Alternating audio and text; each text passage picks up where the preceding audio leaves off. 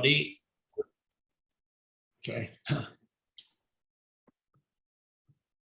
Good morning, everybody. Thank you for joining us in our distinguished panel.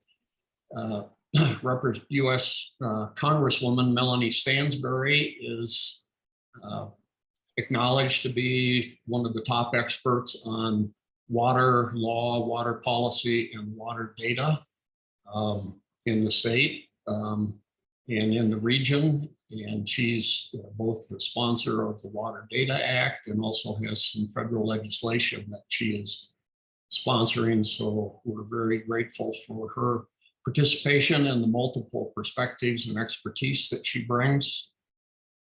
State Representative Andrea Romero has been a leader in the New Mexico House in the New Mexico legislation on water and water policy issues, and is taking time to join us today, taking time away from studying for the New Mexico bar and among serving in the legislature, going to law school, and doing a bunch of other things during the pandemic makes her a true expert on Zoom and is a testament to her talent and her energy and commitment to these issues. We're also very fortunate to have the new state engineer, Mike Hamman, here. I think most everybody is acquainted with Mike. He is the man on water issues in the state now.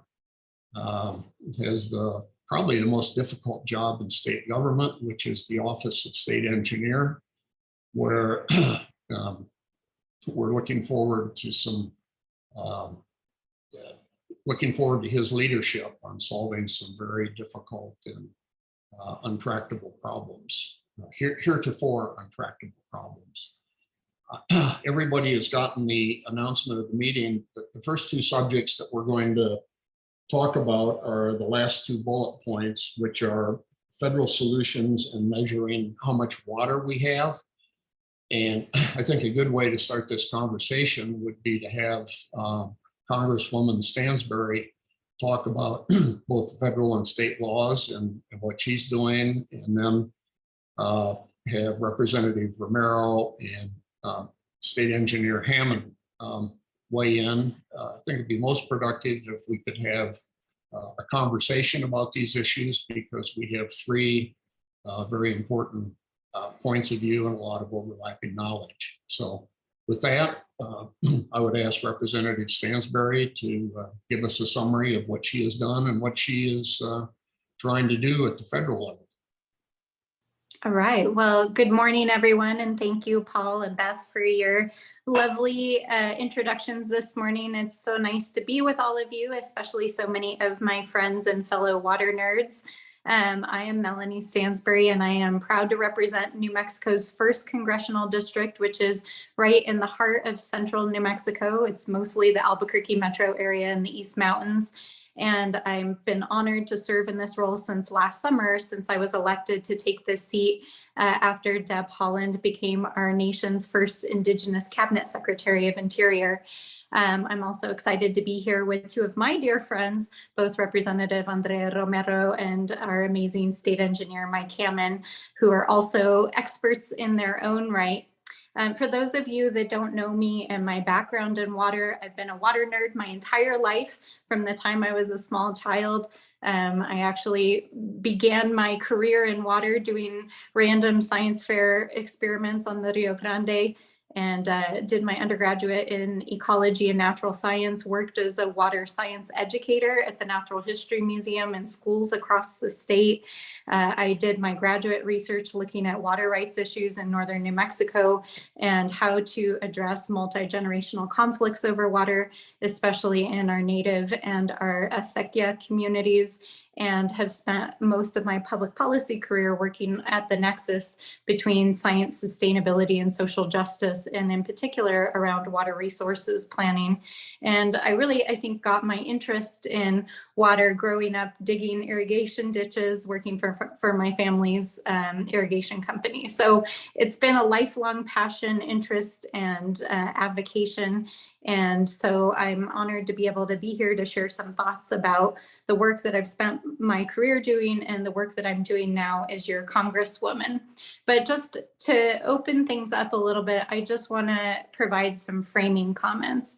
And the first and most important comment I want to make this morning is that New Mexico needs to modernize its water policies.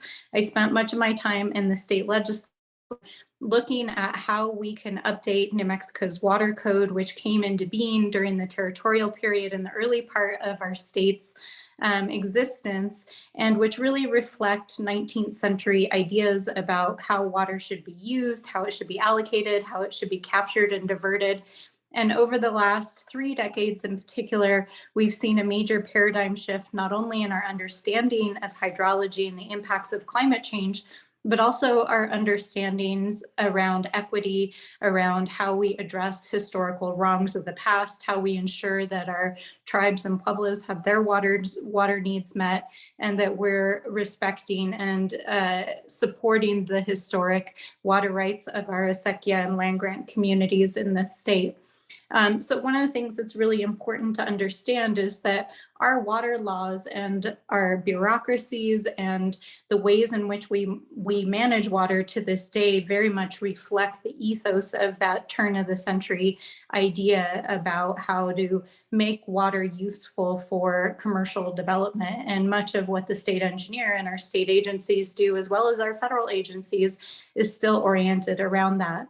But our tribes and pueblos have been here since time immemorial. They've used water in many different ways to sustain their communities. Water is life, water is sacred.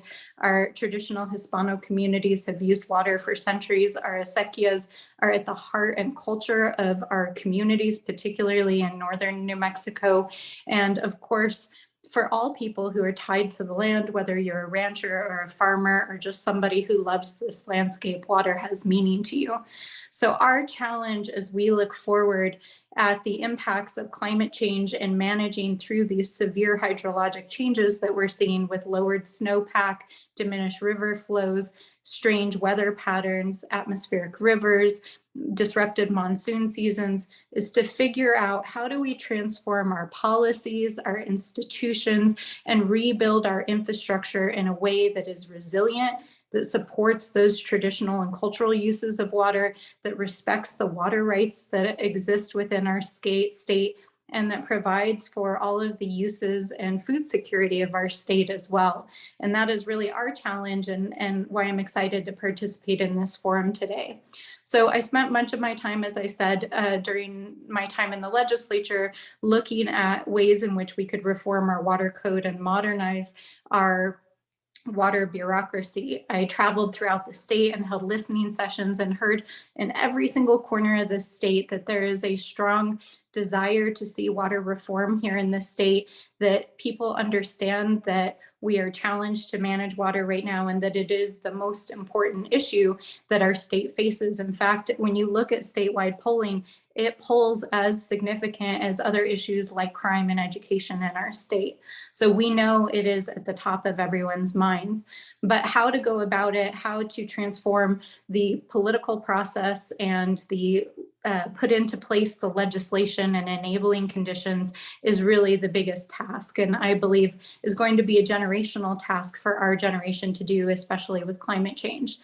At the federal level, since I was elected, I've been working on federal legislation to help put frameworks in place to help support that work at the national level as well as the local level. So in May, I introduced 2 bipartisan water bills, one of which is modeled after New Mexico's Water Data Act. It's a national water data act, and it will help to standardize and modernize our nation's water data so that we can transform the way that we're using data to manage water in real time and really harness the power of big data to help us manage our water resources as we're facing so much change. The other bill that I introduced is the Rio Grande Water Security Act, and that bill puts into place for the first time in our history a framework, a multi-state framework that would help to manage the Rio Grande from its headwaters in Colorado to the Gulf of Mexico along its 1,900-mile stretch. That bill would help to bring federal resources, flexibility to the management of the river, and help to bring greater cohesion and consultation between our communities, ensure that we are consulting and working with and honoring tribal sovereignty in the management of water, and working with our communities to manage water at scale. So those are some of the key pieces that we're working on. We're also working on legislation with our state forestry department in the wake of these catastrophic fires to help of the watershed restoration statutes so that we can help our communities as they're recovering from these fires. And we have a slew of other water legislation that we're working on with our tribes and our pueblos to help bring their water rights to finality and help to secure water for our tribal and pueblo communities. So there's a tremendous amount of work to be done, and I'm excited to hear from the rest of the panel this morning and really appreciate you convening us here to have this conversation. Thanks so much. Thank you, Congresswoman. That's was really a beautiful, concise summary of the myriad of interrelated problems that we're facing. If we could hear from Representative Romero now briefly about in response to what Congresswoman Stansbury had to say, and then we'll hear from the state engineer and jump into more specifics about how much water we have and how we can communicate effectively about it. Thank you, Paul. Good morning to everyone. Thank you so much for the opportunity to share with you. I see the list of folks participating, and I'm so glad that you're here so that we can get the input that we need to move New Mexico forward. I'm Representative Andrea Romero. I'm from northern Santa Fe County, where I grew up in the Espanola Valley.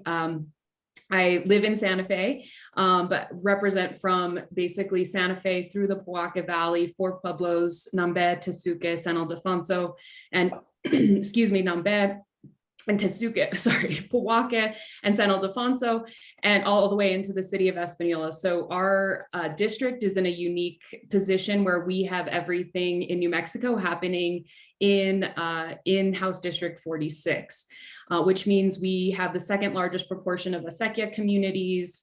We have very interested folks in the cannabis industry. We have some of the best water protections in the city of Santa Fe in the state, and some of the worst sort of situations where there's no water in wells in the Pojoaque Valley. So we get everything in our district. I came into the legislature not at all involved in a lot of water issues, but very quickly understood that this is a major issue for our community, and quickly started working on policy with many folks here as to what we could do to modernize some of our water systems, our water policy, and really started throwing a lot of ideas at the wall and saw what might be interesting to my colleagues at the legislature, and very quickly understood that there's not a lot of political will to get involved in these issues because they're very, very, very challenging.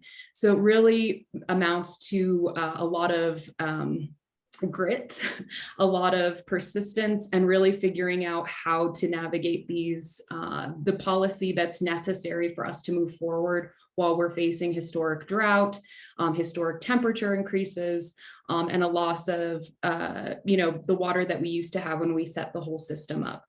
So we've been looking at ideas from being able to think about how we want to regulate better, looking at beneficial use, and really how to change the status quo, which is really great for a lot of industry today, a lot of agricultural producers, et cetera, which is amazing to see us flourishing in so many ways in the use of our water.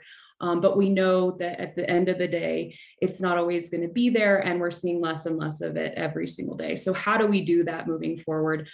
We owe a debt of gratitude as New Mexicans to Representative Stansbury, Congresswoman Stansbury, for starting us off in the Water Data Act. I picked up the baton where she left off and and unfortunately or fortunately, it wasn't in our budget, but we were able to get it partially funded this last year to keep that program going, to modernize our data system so that all of our different regulatory agencies, above ground, underground, across pipelines, et cetera, all had the same sort of data structure. So we're still building that in New Mexico. As Mike may allude to, we're still doing quite a bit on paper. I understand. I'd love to hear a lot about that as well. So for what we need next is a blueprint. And this is the sort of next step that I'm looking to all of you to move us forward on is, what is it that we need to do exactly moving forward? We've had many ideas, and one of the ideas I'm pursuing this next session in 2023, is looking at how it is that we restructure the way that we govern water generally. Right now, at the head of the tip of the spear is Mike and his Office of the State Engineer. And when we tried to rethink how we might redesign that office, we're saying, let's just redesign how we manage water overall. I'd love to hear from all of you about, is that the right thing to do? And if not, why not? But what is step 2, in this process, in this progress, or perhaps step 0, step 1, in being able to think about where we go as New Mexico? I know there might be a reticence to say this is where we need to go, but I need people to be bold, and I just know the folks on this call are those folks, and we've tried a lot of different ideas, and nothing has stuck. And so we're ready to move forward with New Mexico's next steps, truly for the future of our state and truly for the future of having a water resource that we can all utilize, that the people of New Mexico own by Constitution. And so how do we protect that most precious asset? Would love to hear from all of you about what that is. And please be bold, please put ideas out there so that I can follow through with them as your representative, as those that are looking at what the future of water really is. And thankfully we have so many amazing people to help us out with the science, with the reasons why, and so help us with the policy so that we can move this forward. That's it for now. I look forward to your questions and look forward to your ideas. And it's an honor to serve and to take on these really challenging issues in the legislature, to have these hard discussions, to move New Mexico forward. Thank you, Paul. Thanks to our hosts as well. Thank you, Representative. It would be great to hear from State Engineer Hamman now, responding to what the Congresswoman and the Representative have said about the challenges and really the priority of action that we can take going forward, and maybe to segue into the issues about how much water do we have. It seems if we're going to reform the governance of our water and deal with the issues of climate change and so on, we need to know how much water we have to work with, which is, I think, really foundational to managing water, whether it's under the old system or under a new, reformed, more modern system. Thank you, Paul. Appreciate the opportunity to be here with this group, also with our partners in the legislature and in Congress, to try to be. I was called the point on the spear, but I think these two ladies are one of the points on a spear that's designed to cover all branches of government. It's a whole of government approach that we have to take, and that's one thing that I've been promoting across the natural resource agencies within the state government since taking the helm at, well, even before that, when I joined the governor's office as her chief of water advisor in early January, just on the cusp of the new year, and then the announcement by John D'Antonio that he was retiring. We proposed the development of a water policy and infrastructure task force. She liked the idea. even though she's not a big proponent of task forces in particular, but she certainly was in favor of a very focused effort that I was proposing as her water advisor to work together across all the natural resource agencies to put issues on the table for a panel of folks from across the state that would look at all of the issues from their perspectives. Many of them are practitioners in various aspects of local and water related governmental processes, as well as private sector and other tribal sector representatives. And we took a while to kind of work through that process. We were trying to do it through an executive order, and that didn't quite pan out to the extent that I was working on. But then I took on the job of state engineer, was confirmed in February 11th, and took on the same project with a new hat on to try to have a coordinated all of government approach to the looming, the drought that has been severely impacting our state. And I've got a couple of slides we can throw up later, but the drought monitor as a month ago had 97% of the state in extreme to exceptional drought category. We've been blessed with rain. In fact, the governor told me your number one job is to make it rain as a state engineer. And I was really suffering along with the horrible winds and dry weather and the serious fires that were raging across the north central New Mexico, thinking I'm a total failure as, under her direction to make it rain. But the monsoon has come and bailed us out a little bit. It's got the fires under control. But I looked at the drought monitor this morning, and it really hasn't changed things that much. It's reduced the drought factors by about 30% in a positive direction. But you would think we are in such severe drought that it's going to take really good moisture for a number of years to really start to turn the tide in that regard. Some of the timberlands that caught fire were in about a 10% moisture capacity, which is just unheard of. That's drier than what you buy at Home Depot for 2x4s. So that's a serious problem that we gotta get our arms around. And I think by establishing this all of government approach at the state level, in concert with the legislature, as well as our friends in Congress, to really look at all the options that are before us. Funding is not a problem right now. Usually it's the other way around, where we have funding issues. What our real problem is capacity to address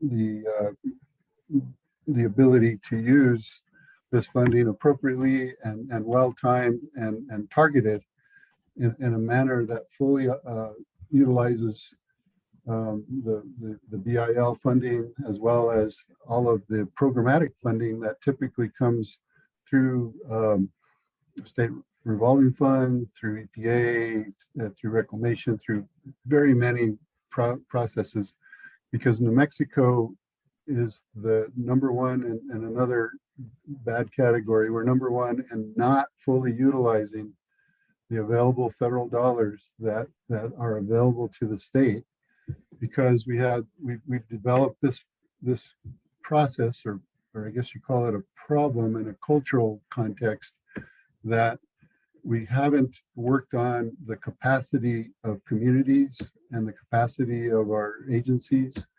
to the extent that we can fully capitalize on the federal programmatic dollars on a recurring basis, and then also on the current availability of the funding that that Congress and the president has made available to our state. So That's going to be a major focus of our water policy and infrastructure task force. There's a funding policy mechanism in there that's really critical.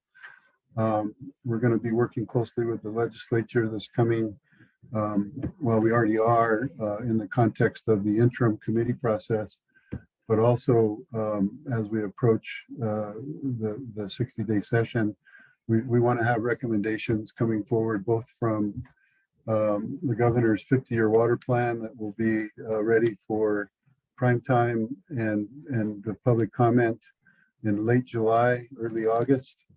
And also the task force will be releasing its report and going forward to testify and support specific policy objectives that Representative Romero and also Representative Stansbury spoke to, that are required to modernize New Mexico's water law and its approach to dealing with the deep and sustained drought that we now know is going to take a number of years to pull out of from a precipitation perspective, but also with the backdrop that if it doesn't change and continues to decline based on temperature changes and climate impact associated with the temperature increases that we expect over the next several decades, that we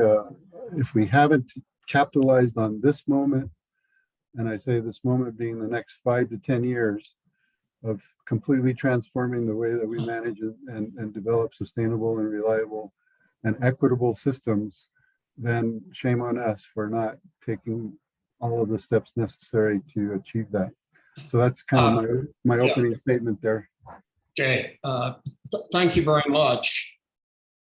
One thing that we're all experiencing and witnessing is the extreme weather that is a result of climate change. In my experience dealing with the state engineer, and I didn't hear it in your comments,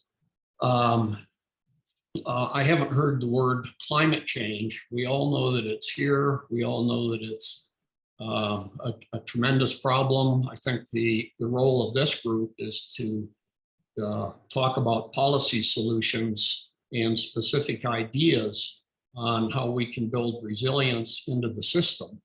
And one of the very first steps in that is measuring and quantifying and communicating about how much water we have. And this is a very broad subject. We have surface water, we have groundwater, we have precipitation that relates to both of those. I think the models that we have are in some cases non-existent, in some cases very antiquated, but would like to hear, perhaps starting with Congresswoman Stansbury and her work about specific things that need to be done to move New Mexico into the 21st century on this. So this is such a vast topic, and I think that one of the mismatches between our policy, our laws, and our science is that much of our hydrologic system is actually not well understood in New Mexico. And so I think it's really important to take as our starting point just the basic science and then kind of fold that up into then how do we come up with a science and monitoring plan for the state that would help to inform policy making in a time of climate change. First of all, our groundwater systems across the state are not well understood. Some of those systems have been studied extensively and some of them have not. In fact, here in the Albuquerque metro area, up until the 1990s, it was still claimed that there was groundwater on the scale of Lake Superior under the city of Albuquerque because we did not have a good understanding of the hydrologic system underneath our feet here in the metro area. We also, in many cases, still do not understand the hydrologic connectivity between our surface water and our groundwater systems, which is very much at play in, for example, one of our ongoing lawsuits with Texas on the Rio Grande, and much of the stress that we feel around delivering water in compliance with our compacts and treaties and other requirements. So one of the big challenges for our state is to make sure that we have a plan for our state to really understand these systems well, and then to put into place a coordinated monitoring system so that we can measure how much water is in the state and how it's changing over time. I think that we're at the precipice of a major transformation in our science and technology. When I worked for the federal government at OMB, I oversaw the budget for the USGS. And one of the big challenges is that we do not have enough federal funding, state funding, or local funding for stream gauges, for example. But right now, there are a lot of technologies being worked on to do remote sensing to look at both surface and groundwater that could transform how we understand these systems. So just as a baseline, it's important to know that we don't even understand these systems super well. They've been changing dramatically over the last several decades, and they've changed significantly since, of course, we signed compacts and put into place our prior appropriation system. And so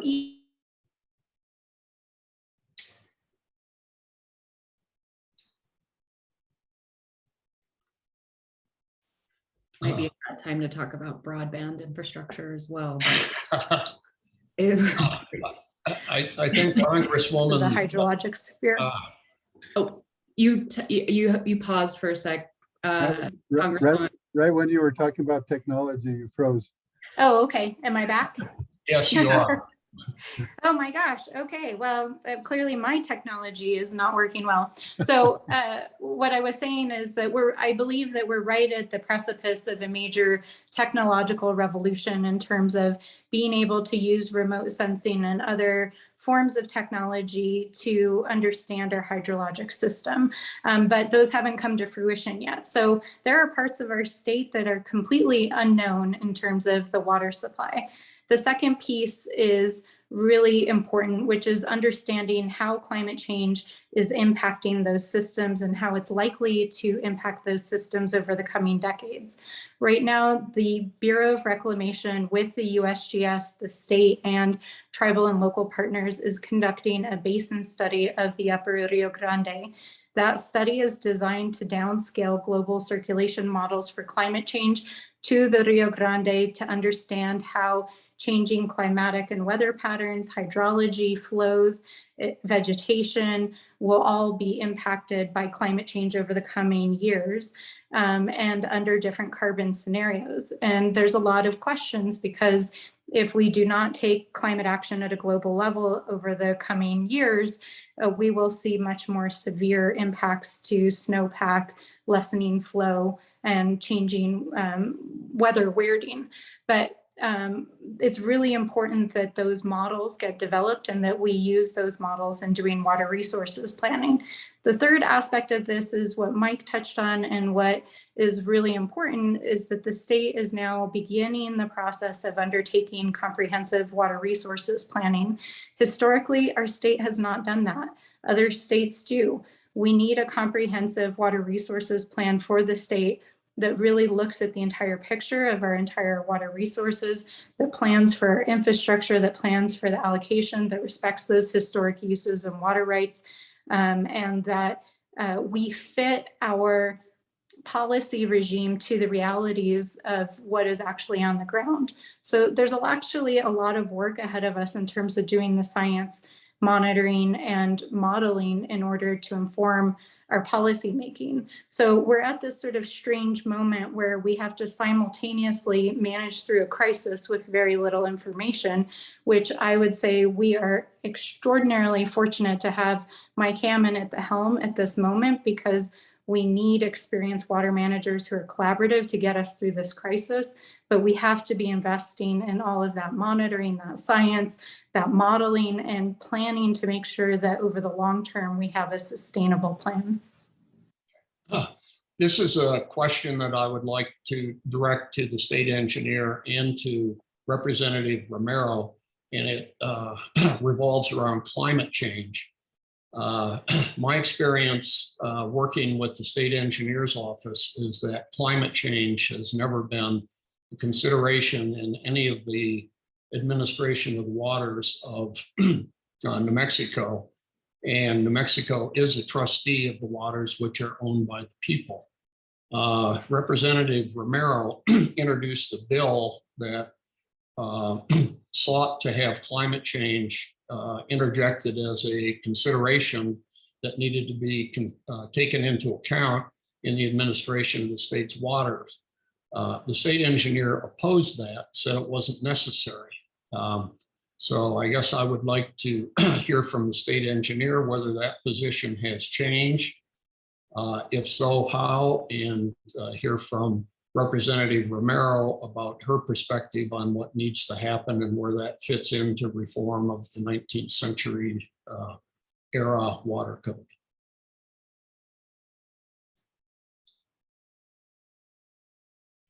Unmute myself here. Thanks, Paul.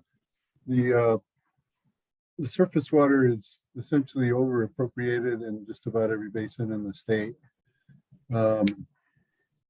So that's an issue that really puts a lot of pressure primarily on the agricultural sector. That's the area that suffers the losses, if you will, from the ebb and flow we're entering as you mentioned, under climate change. There's a higher variability of activity in various aspects of snowmelt runoff, as well as the monsoonal events tend to be a little bit more intense in certain areas and cause quite a bit of property damage and facilities damages. And that's going to be the area that we'll have to look at in terms of being able to better capitalize on stormwater utilization as one of the components of shifting our infrastructure in a different direction. But with that said, to answer your question, we're already over appropriated in surface water. The areas of interest right now are groundwater systems. Many of those basins have been closed by a date certain. In the Middle Valley, it's 1956. In the Lower Rio Grande, it's 1980. Lots of other critical groundwater basins have been declared.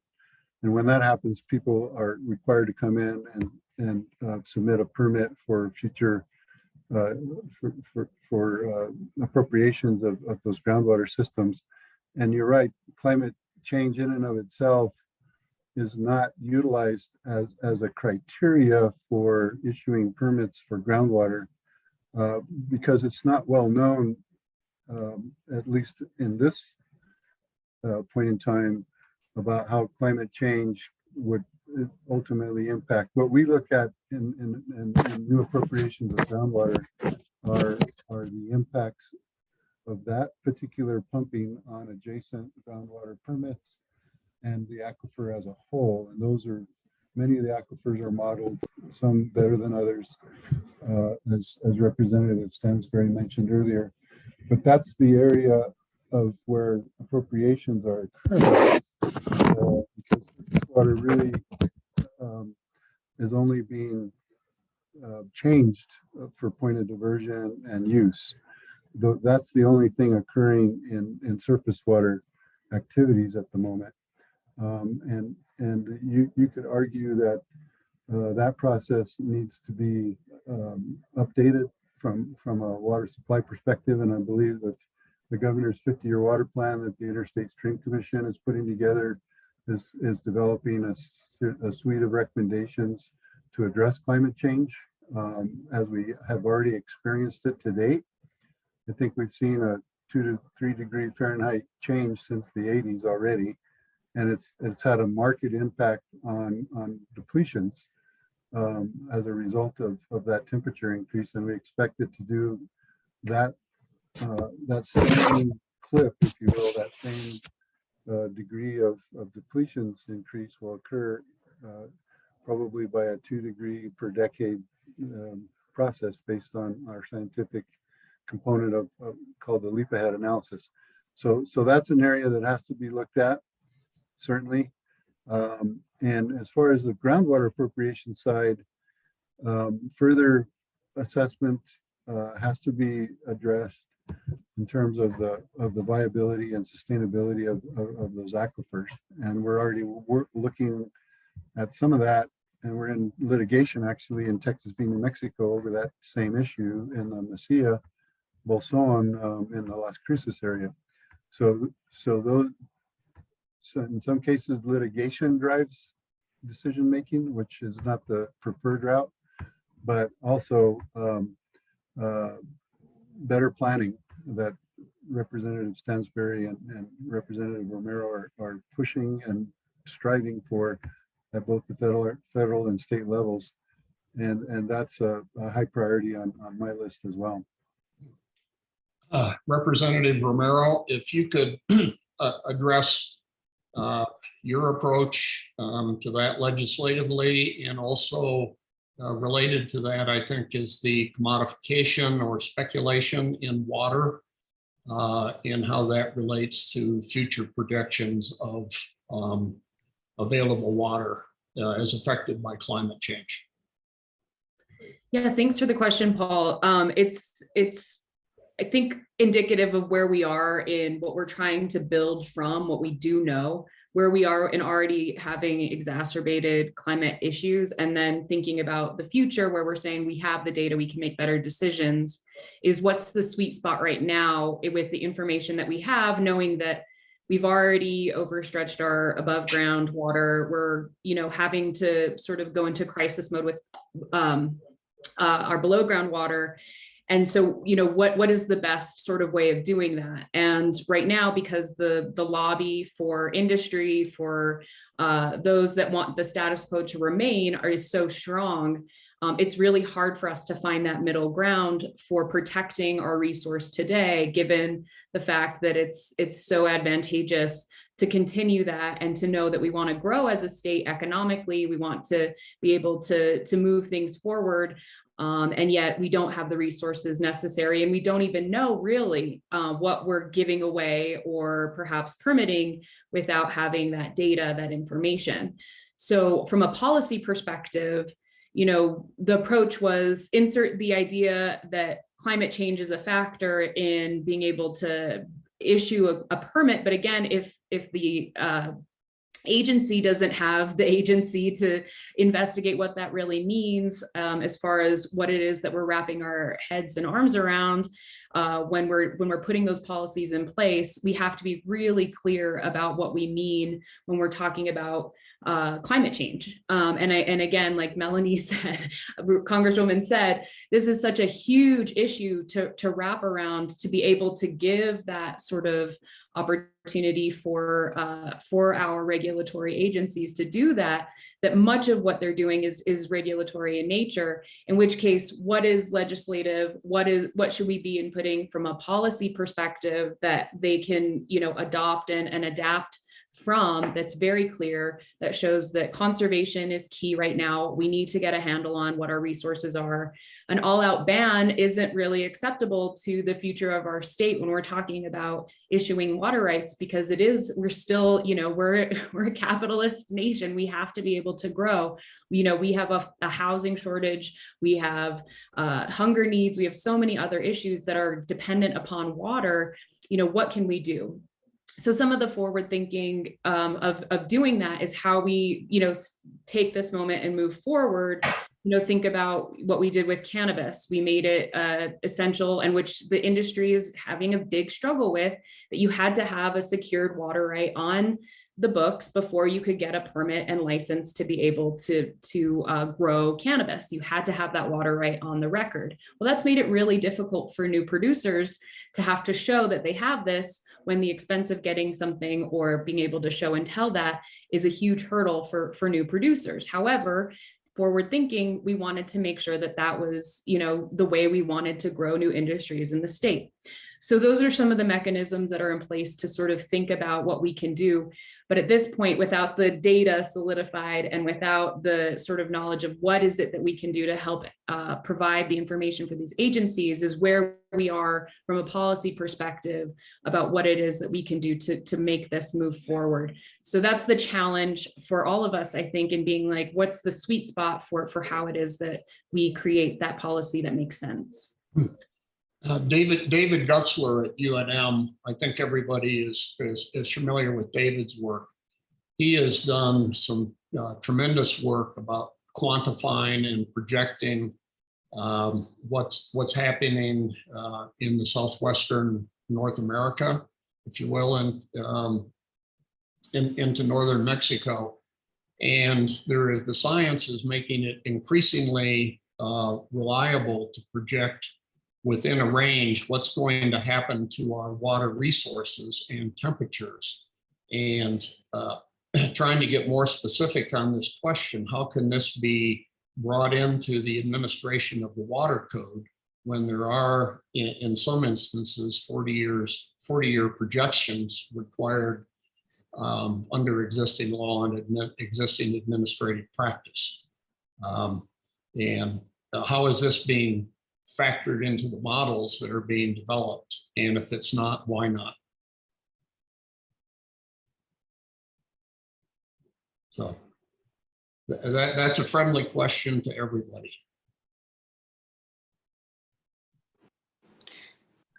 Just quickly, I'd like to just, I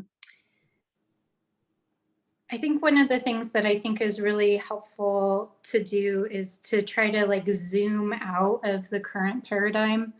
One of the challenges we have in water management right now is that our legal system, in particular in New Mexico and across much of the West, really locks us into this very narrow idea about what water is and how it should be allocated and utilized, because the whole adjudicatory framework assumes that water is sort of a fixed quantity, that it is a right that can be exclusively held and permitted, and that it is, you know, it is essentially a property right. But I think that part of what's happening with climate change is that it's forcing us to understand that water moves at the basin scale, that water cannot be managed in an ad hoc way through one-off permits at different points of use, but yet we still have a state system that's very locked into that paradigm. And so when myself and I think others talk about water resources planning, what I am talking about is really kind of breaking that paradigm of saying, how do we manage this resource, which is flowing through our state at scale, through our landscapes underground as surface water, and really get smart about how we manage water resources in real time, taking into account the best available science, that we are meeting the needs of our senior water rights holders in real time, which is currently what's happening in the Middle Rio Grande.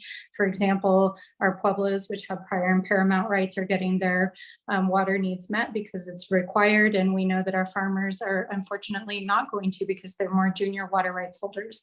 So I think that as we're thinking about how to update the water code, part of what we need to do is really break it all open and say, how do we rethink the way that we manage water at scale, not just as an ad hoc permitting activity, because that is a tool that it works to the degree that it helps to prevent infringement of water rights at certain points and places, but it is not a overall water planning management strategy. So what we really need for our rivers is a water management strategy and a way in our statutes and our bureaucracy to reflect that while also honoring those water rights. I think that's a tremendous summary of the issue that's facing the state. My question for the state engineer, is this something that is being considered by the task force as to how the current system can be broken apart and reconstituted to address what we all know is the inevitable existential shortages of water over the next probably 20, 30, 40 years. Yeah, I don't think the approach is necessarily one of sort of breaking down the current system. It's probably the task force is going to be looking at ways to significantly improve upon the systems that do work, and to address some of the problems where they don't work. And we have, region by region, we have different needs and we have different approaches. We have areas that are primarily reliant on groundwater, like in the Ogallala Aquifer, already working with folks in that area to think about transforming the whole farm economy into more of a dryland farming and conservation space, going back to the old,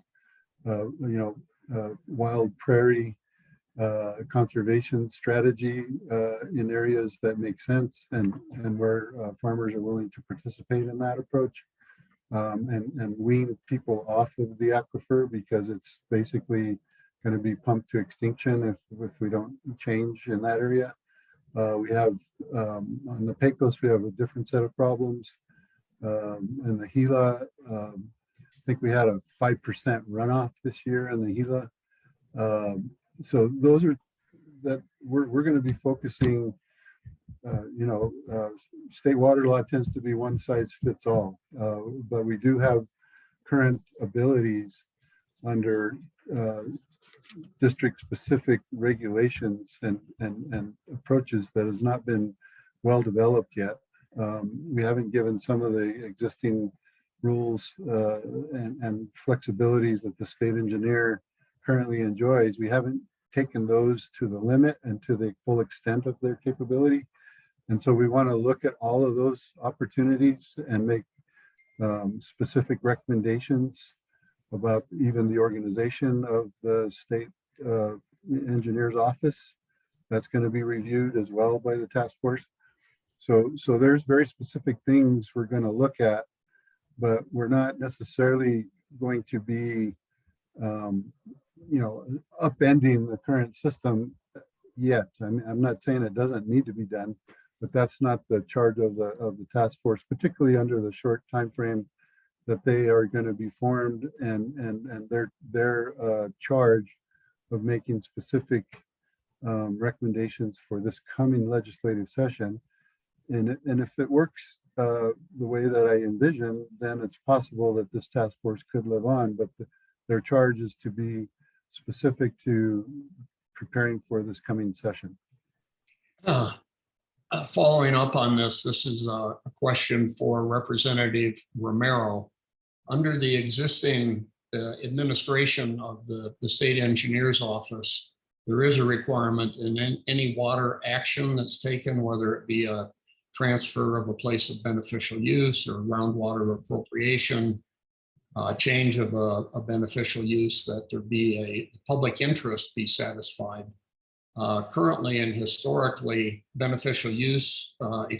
public interest has been held to be a beneficial use. So if you can allege that you've are going to put water to a beneficial use, you've satisfied per se the public interest. Is that something that you think the legislature should look at? And if so, what are your thoughts about that? Yeah, I mean, it's one of those questions, again, that become definitive of how what are we going after for being able to change that description or challenge what public interest would be. And like we said, traditionally, we're saying beneficial uses of a commercial interest, of something that can provide something to the public per se. And so, what are we trying to change with that? Is it about conservation? Is it about the fact that we don't have the water to give, so we should be looking at basically the quantity of water overall. But at this point, because it's so broad, what are we trying to reel in, I guess, is the bigger question. And of course, and who stands to gain and who stands to lose by changing that. And I think in the past, when we looked at beneficial use and challenging what that meant, was just saying that, we can't shut down industry from continuing to be able to access these rights. And it is of the public interest to, be able to bring in tax dollars, and water is available to be able to do that. So when you look at all the links in the chain, we have to be really critical about what it is we're trying to actually serve for and to, and so that we are really clear about what those changes mean and how we get into what it is that we're trying to actually achieve from that change. Because it seems too that there's always a different loophole depending on who has the resources to find a loophole and what it is we're actually trying to achieve there. So as far as looking at what the opportunity is to both empower an agency like OSE or some of the other water agencies, that we're trying to help enhance their ability to be critical about the water resources, we need to be able to both build the capacity to do that and be really clear about what it is. And right now, I think, and the feedback that we've gotten is it's too broad, and industry is very worried that we would be shutting them down entirely.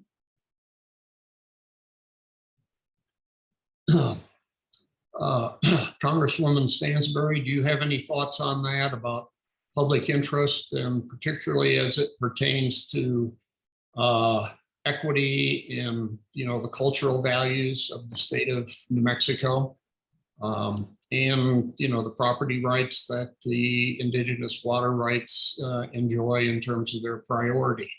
How would these things be balanced? I think I'll go back to what I was saying. So I should say as a disclaimer, I'm not an attorney, I'm a sociologist. And so I tend to look at things through a macro lens rather than a micro lens. I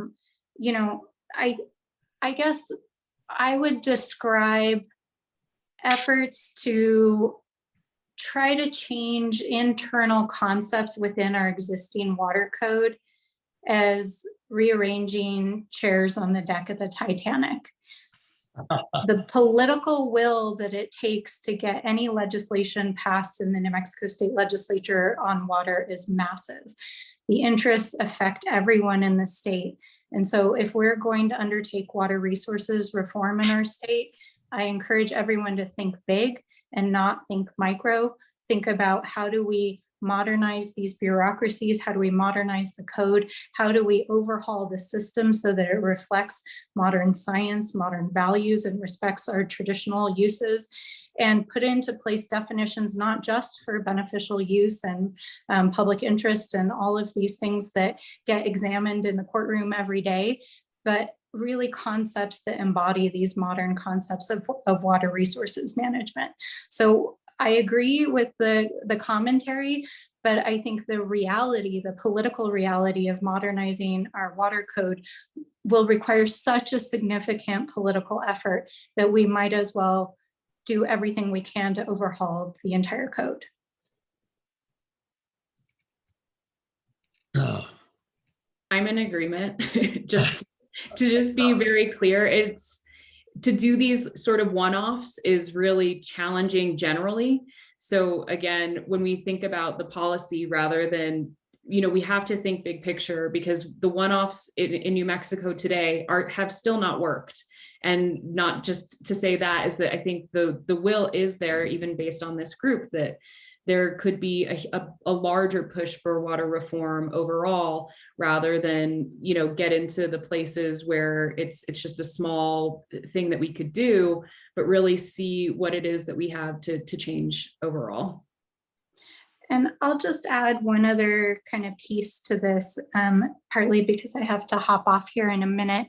When we began doing listening sessions on this very question, asking people across the state, what kind of modernization would you like to see of our state's water code and the way that the state manages water?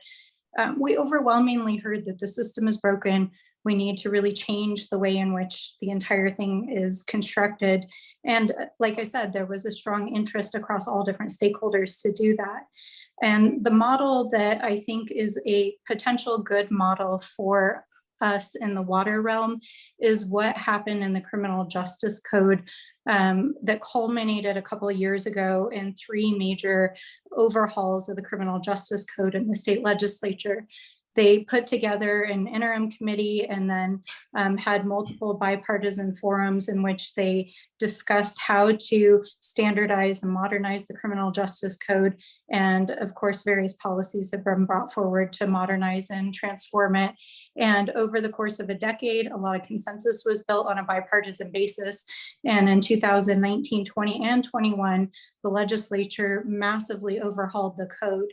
So I think it's worth thinking about this again through a very macro lens and thinking about it in terms of what is the overall goal and objective that we want to get our final state of our policy to for the state, and then how do we create a process that has bipartisan buy-in, that engages stakeholders, and that undertakes that truly transformational policy work so that we can get it put into place rather than disappointing, frustrating ad hoc efforts year after year in the legislature that don't go anywhere. So I really encourage people to think big and know that this is our moment, and that, you know, I believe genuinely that we have the opportunity to build generational transformational change in how we manage water in this state. We just have to build a process to do that.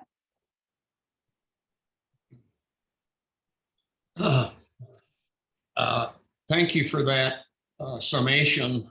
You know, thinking about it on a macro level is perhaps at least as daunting as some of these micro solutions. But it does seem like developing a consensus around some necessary policy changes that are ultimately in everybody's, you know, long-term interest, even though it may compromise or be perceived as a compromise of some short-term interests. That leads us into, I think, the last topic, although these all overlap, which is what do we do about the equitable management of inevitable water shortage?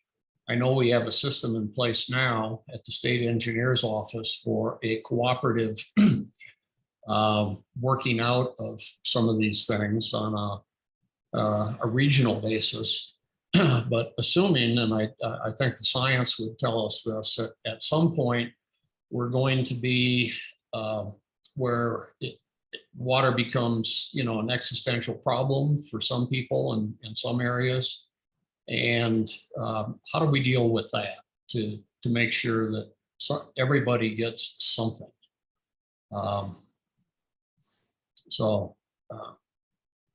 Representative Romero, do you have any thoughts about that with your varied constituency in District 46? I think there's again, it becomes very personal very quickly when we talk about what happens when these crisis situations do arise. And really, it comes down to great leadership in figuring out how to deal with water scarcity. And we're seeing that across the state and what's happening with different communities, and typically those that are already very vulnerable, already very, disparately placed to be able to receive any sort of benefit from the state or from a governmental system that can help them quickly. We thankfully haven't had any exacerbated problems in our district, but we've seen them in other areas, in which case, as far as equity goes, we're still running a first in time, first in right state. And I feel like when it comes to water use, and that's probably no different than the way it's happening on the ground, right? If you can afford resources, you can truck water in. If you can't, it's going to be a pretty difficult situation. And I don't know of a perfect model that exists to be able to do that yet. And perhaps, I'm not the best suited to be able to see that, but it really is crisis management on the ground, and it's very localized when these things are happening. And as far as, having a system in place for being able to manage that equitably at the state level, again, it goes back to better planning at the forefront. But again, it's happening at a crisis management level in local areas. So as far as what we can do legislatively to sort of see that through in preventing, issues moving forward, I look forward to hearing what the best model for that is, being that more and more communities are going to have to face these water shortages and be in more crisis situation where they're unable to access water. But at this point, I don't know what that model is. I'd address that same question to the state engineer. We know what the current system is. It would be great to hear how that's working, and if there is some thoughts about what might be done in the future as the water shortage crisis increases. Well, from an equity perspective, I think there's been several efforts working with our traditional communities, tribal communities throughout the state, with a lot of water, Indian water rights settlements and recognition of senior water rights in the Acequia communities, and working on several programs to help them be as resilient as possible through primarily the Interstate Stream Commission, which is more of the implementation arm of the agency. State engineer's office is more of a regulatory arm of the water picture, but we have a number of programs that are focused on providing the resilience necessary for a community to continue forward, and we're developing partnerships with the New Mexico Environment Department in their state revolving water fund, and I serve on the Water Trust Board that is designed to advance communities, particularly now underserved. There's blocks of funds that have been set up for underserved and communities of color through the EPA allocations and other funding blocks that we need to work on to create the resilience necessary in all of these communities that are going to be impacted by climate change and water shortages. Specifically, I've got at least 5 shortage sharing programs and agreements in place in areas that have settled their water rights.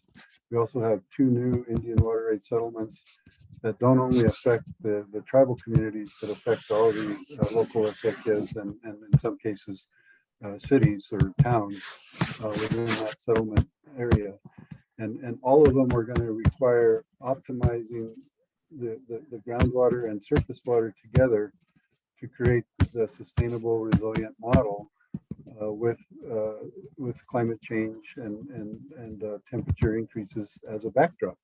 So these things are happening. People don't necessarily know what's going on there, but we have water masters in place that help manage those shortage sharing agreements. That in some cases, senior water rights holders are willing to sacrifice a component of their water share so their neighbors can irrigate and have a as prosperous a summer as possible given the available water supply. And so that's what we're working on, and that's where these settlement agreements and district specific regulations that I have great authority to implement are a great tool in the toolbox right now that we can put on the ground and make things happen. And that's the direction I'm heading. I also have a really great creative general counsel who wants to reform the mechanisms and how we deal with water rights cases so that we can be much more resilient in that and nimble in that area as well. That's been a charge I've given to that office. Also, our water rights division is looking at reforming our permitting and evaluation process in order to help expedite need in both short-term and long-term contexts. So when we get into issues with leasing regulations and the law that's a one-size-fit-all law that was passed to protect one part of the state relative to the rest. Those things need to be looked at, because whenever we pass laws that are sort of one-size-fit-all, it has impacts to parts of the state that it doesn't really fit well in. And in some cases, it can upend some of the shortage sharing agreements that are in place right now. So that's where it's really important for me to work with the legislature and at the federal level too, to make sure we optimize both resources and existing laws to meet the goals at hand. Because water is life and everybody depends upon it, and every part of our economy depends upon it, and some parts of our economy have a lot more resources than others.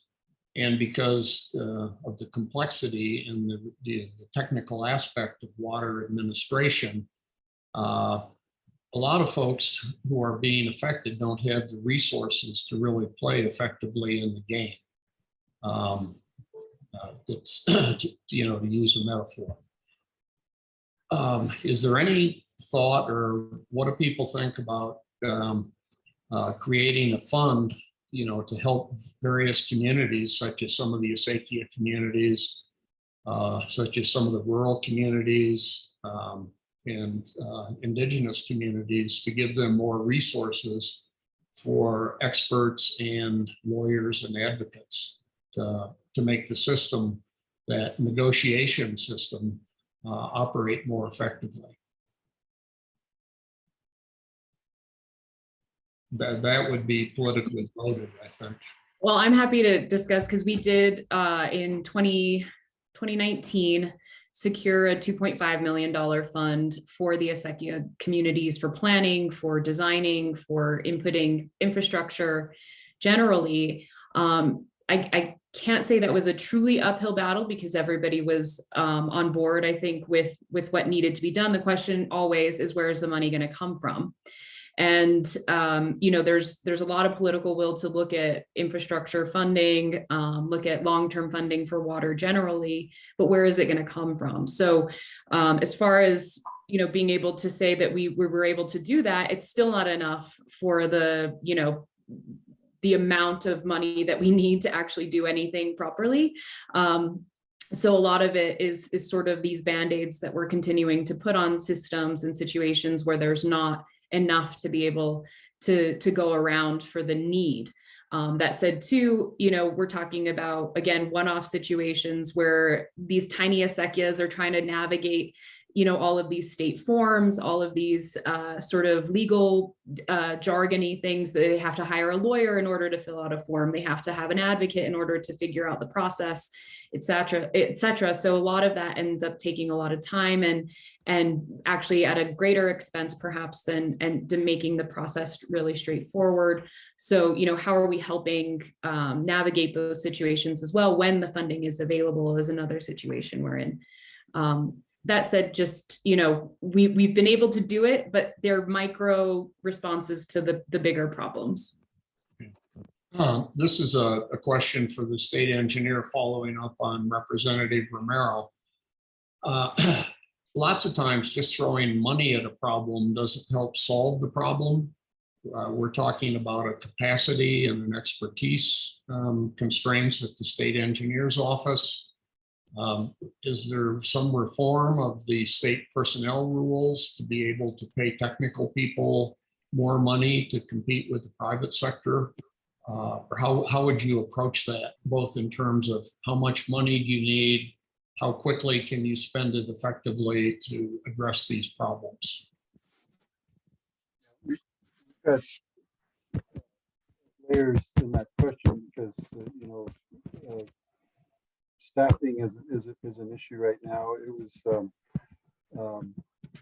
allowed to degrade over the last several years by the previous administration, and now it's turning the corner. It's taken, virtually almost all of the current administration to kind of start to turn that corner, and the legislature has been very supportive too. And I would say that the political will has really changed in the last couple of years, where you're starting to hear about complete reform of the personnel regulations to allow for more competitive salaries in the appropriate areas that you talked about for the state engineer. It hasn't happened yet, but I know that they're working on it.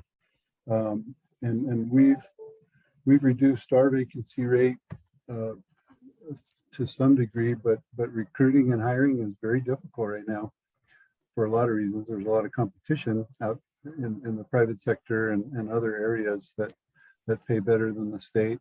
So the state and many offer the similar benefits. So really, it used to be the state had better benefits, but that's not even true anymore. So you're absolutely right that some complete overhaul of the classification system and the pay bands needs to happen. And I understand that the state personnel office is looking into that.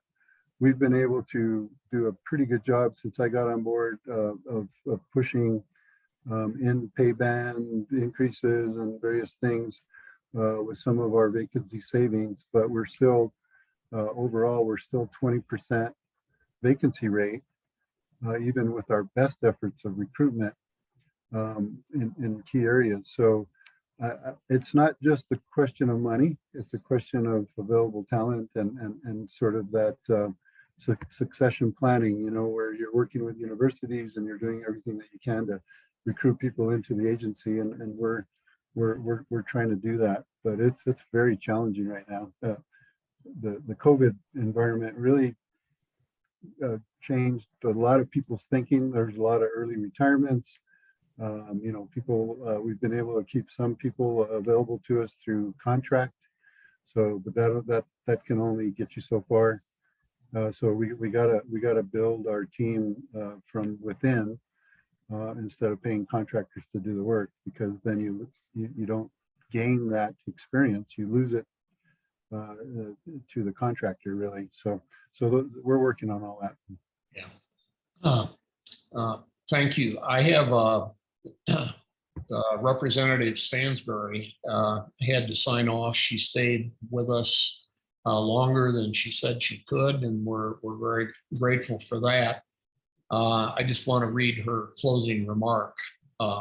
We desperately need a fund to provide technical assistance to support small local water users in understanding, diagnosing, designing, and applying for funds to fund resilient solutions.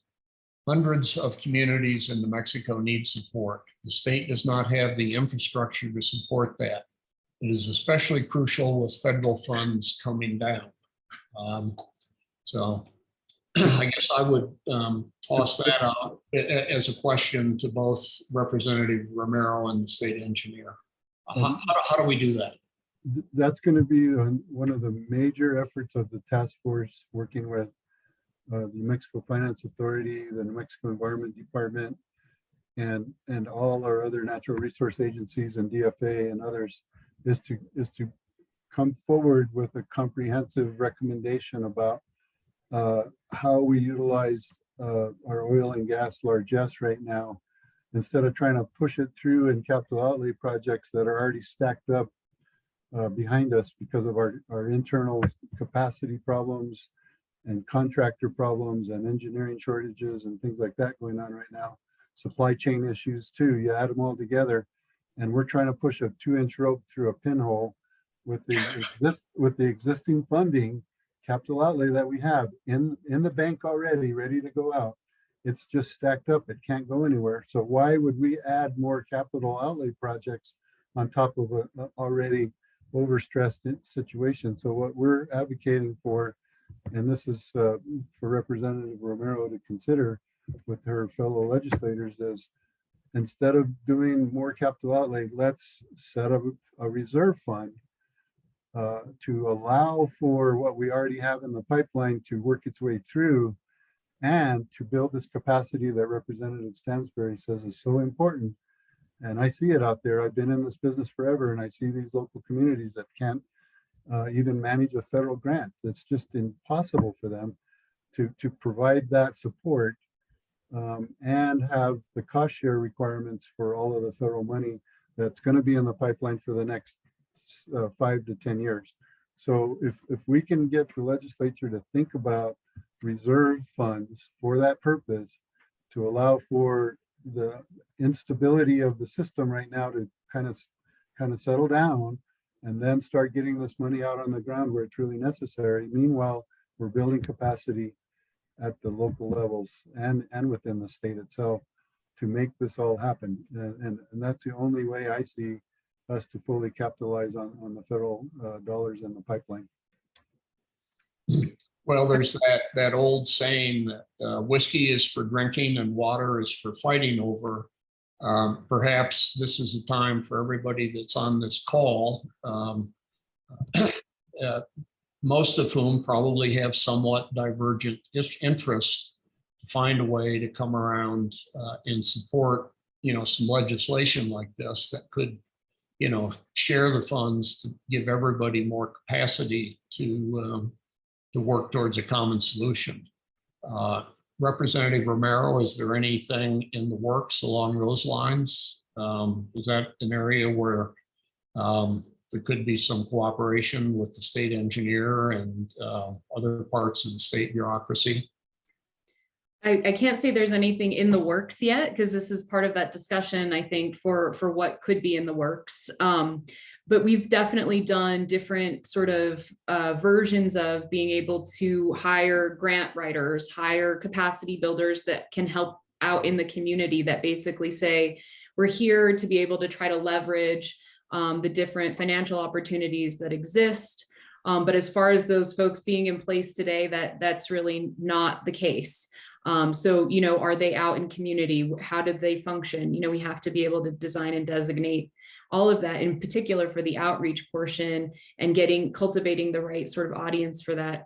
We've done it in the past for different grant opportunities. I know Representative Susan Herrera had done that up north for a lot of these water infrastructure grants, and for a number of different community grants that just had a grant writer available in the community for folks in Rio Arriba County. So it's definitely been done before, but again, it's these micro levels. How do we think about the statewide approach to that? How does how do the agencies fit into that, and what is their role? So, we have that, and then we need to have a number in mind. What does it cost, and where does the money come from? And those are our jobs, and I'm happy to help facilitate that. There's an interest to see that through, but we have to, go through each of the questions that help us solve for the one problem. How do we get state funding? How do we get federal funding deployed? Even then, we have to work back and make sure it makes sense. So happy to work on that with anyone. But it's not currently in the works. We're getting close to the end of our time. There's a question that came in from Beth, whose organization is sponsoring this.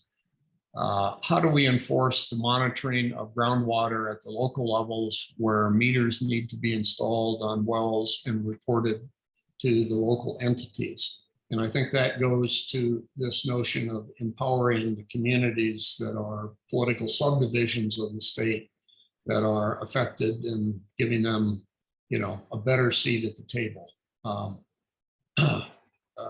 Perhaps first Mike, and then Representative Romero could speak to that. Yes, that'll be a topic we take up in the task force, and there's been successful groundwater management districts assembled in other states.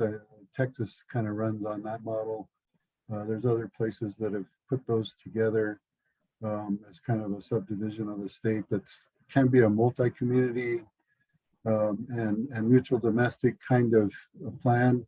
That's one of the things we don't do well in this state is regionalize. I know there's been some semi-successful efforts by some mutual domestics kind of in the Pecos area, and then down in Doña Ana County where they've kind of pulled together just because of survival and capacity problems, right?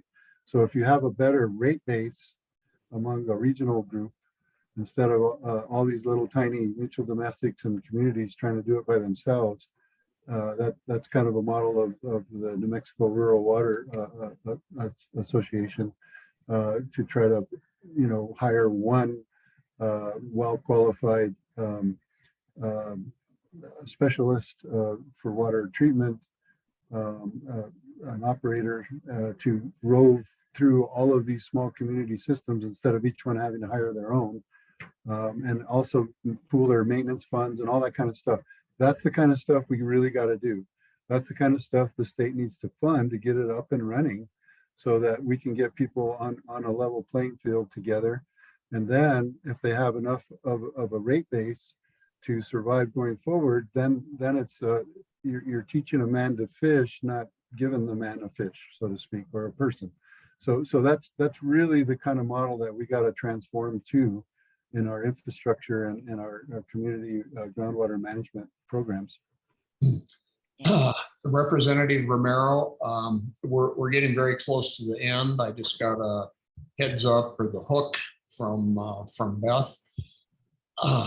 One thing that it seems to be a recurring theme here is because of the reliance of the state on oil and gas income, which fluctuates with markets and so on, that some longer term commitments of funding in this area could be very beneficial to, particularly to programs like this, and to the staff and infrastructure that the state engineer's office needs. Is there any political will in the legislature to make a multi-year investment now, when there's money to go around, so it can be wisely allocated and efficiently put to use?